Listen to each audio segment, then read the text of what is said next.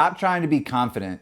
No, seriously, stop right now. Because while you're sitting there scrolling motivational quotes, standing in front of the mirror lying to yourself, saying, I'm confident, waiting to feel ready to take action, someone dumber than you, less prepared than you, with half your talent and a quarter your work ethic, is out there failing their way to success you think you deserve.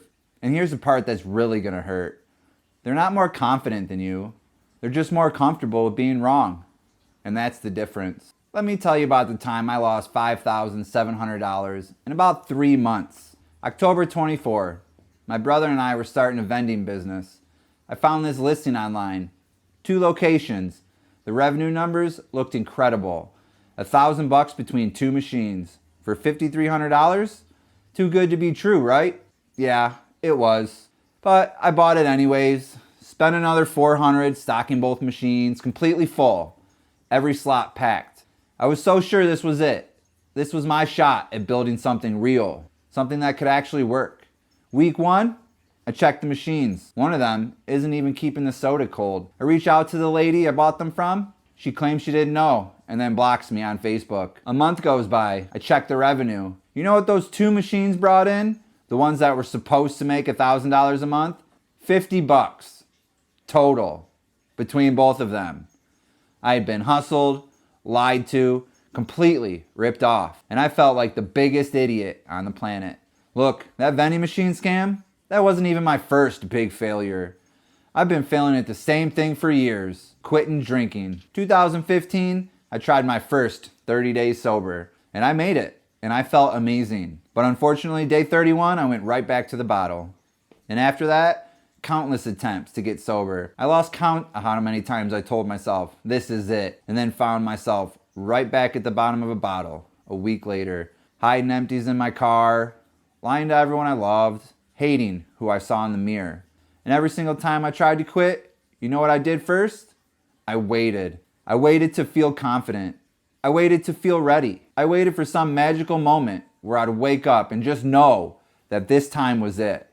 That moment, that never came. You know what finally worked? November 12th, 2023, I didn't feel confident. I didn't feel ready. I just decided that being uncomfortable sober was way better than being comfortable drunk. I've been sober for 2 years now, not because I figured out how to feel confident, but because I learned how to be okay with the idea that I might fail again. So here's what I learned from getting scammed, from falling out of sobriety over and over, for every time I thought I wasn't good enough. Real confidence isn't about believing you're going to succeed. It's about being comfortable with the idea that you may not. The more you try to feel confident all the time, the more aware you become of all the places that you're not confident. It's like trying to think about a pink elephant. The harder you try not to, the bigger that elephant gets. So you read another book, you watch another video, you tell yourself you just need one more course, one more certification, one more sign from the universe that you're ready. But confidence doesn't work like that. It took me getting scammed, falling out of sobriety over and over, and losing thousands of dollars to figure out what real confidence actually is. And once I saw it, I couldn't unsee it. There's a pattern. 3 steps that show up in every success story, mine and probably yours too. Step 1, start small. You don't build confidence by taking giant leaps. You build it by overcoming tiny failures. Think about my first 30 days sober. Did I stay sober? No, but I learned something critical. I learned that I could actually go 30 days without a drink. My brain now had evidence. Same thing with the vending machines. After I got scammed and lost that money, I didn't go out and buy 10 more locations trying to make it all back at once. I pulled those machines in January, sat on them, learned, studied, asked harder questions. And when I tried again in April,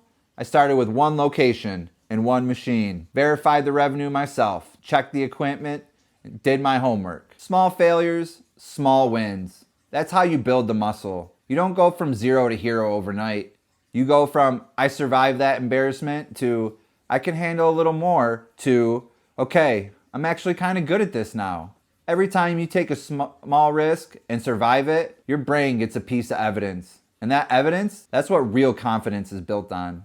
Step 2, stack the evidence. Every failure you survive isn't wasted, it's data. All those times I tried to quit drinking and failed, I used to think they proved I couldn't do it, that I was too weak, that sobriety wasn't for me. But when I finally got sober, I realized all those failures taught me what my triggers were. I learned that willpower alone wasn't enough. I learned I needed identity, not just effort. I actually talked about this in another video, why willpower is finite, but identity is forever. How I don't drink is stronger than don't drink. Identity over effort. If you haven't seen it, take a look. But the point is, those failures gave me the map. They showed me what doesn't work, so I could figure out what does. Same with the vending machines. That $5,700 loss, it taught me to verify revenue numbers myself. Test the equipment before I bought it. Don't trust pretty spreadsheets from strangers on the internet. But it saved me from losing a lot more later. Most people fail once and think that's proof I can't do it. But the people who actually succeed, they fail once and they think that's proof of what not to do next time. Every time you fail and you learn something, you're stacking evidence. Evidence that you're not fragile. Evidence that you can take a hit and keep going. Evidence that you're becoming someone who doesn't quit. And when you stack enough of that evidence, you stop needing to feel confident because you know you can handle whatever comes. Step 3, scale the risk. Once you've started small and stacked the evidence, now you can take bigger swings. 2 years ago, I couldn't make it 7 days sober.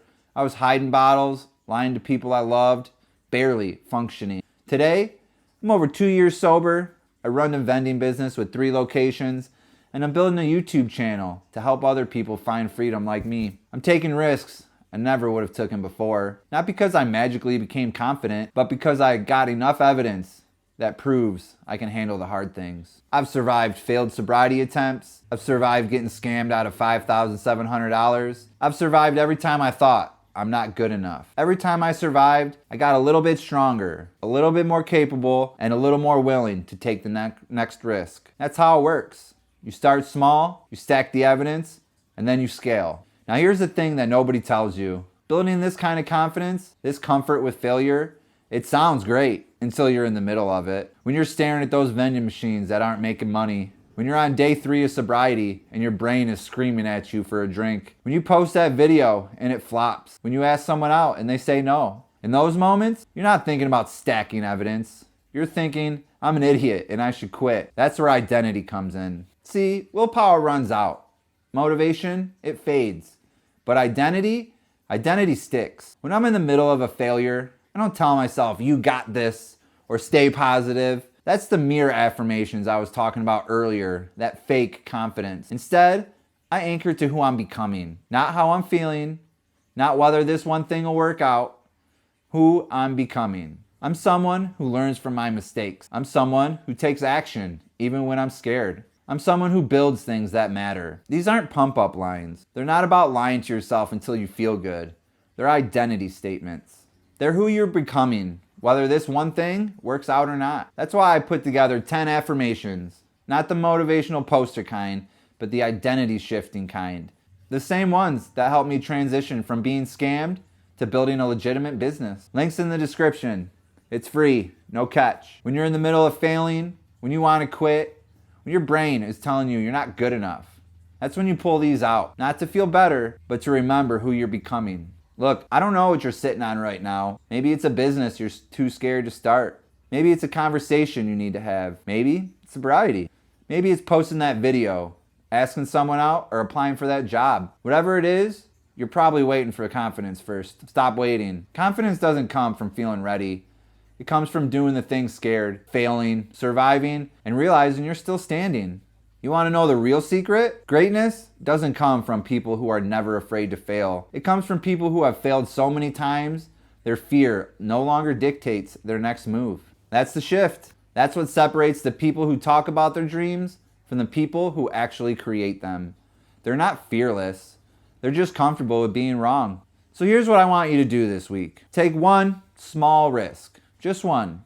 Something where failure is possible. Post a video you've been sitting on. Apply for the job you think you're not qualified for. Start the business. Have that hard conversation. Ask that person out. Do it scared. Do it uncertain. Do it expecting it might not work out. And when your brain starts screaming at you to quit, when you start feeling like you're not good enough, when the doubt creeps in, download these affirmations. Links in the description. Use them. Not to feel better, but to remember who you're becoming. Because real confidence isn't about never failing. It's about being the kind of person who fails and keeps going. And that person, that's the person you're becoming. Thanks for watching. See you in the next one.